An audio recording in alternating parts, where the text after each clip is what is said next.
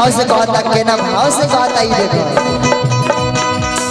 चोली पाटो रखे यहाँ नए जीजा होली में दूर से पारा ना नए जीजा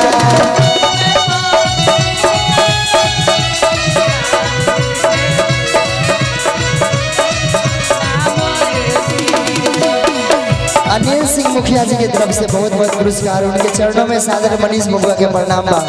एक बार ताली बजा दी चोली पाटो रखे यहाँ नए जीजा होली में दूर से पारा नहाए जीजा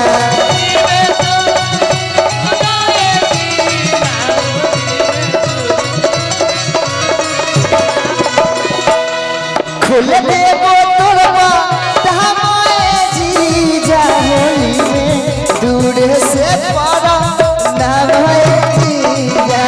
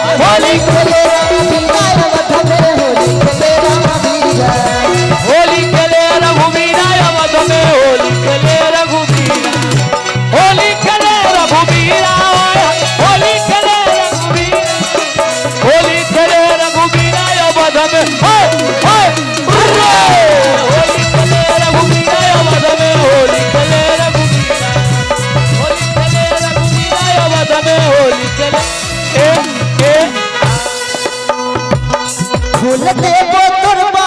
नहाए जीजा होली में दूर से पारा नहाए जीजा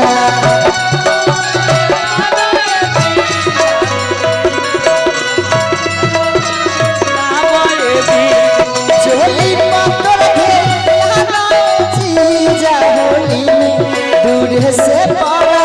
नहाए जीजा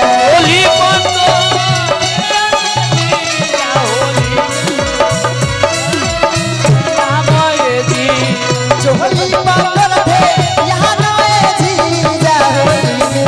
दूर से पारा नहाए जीजा चोली पाटो नए जीजा होली में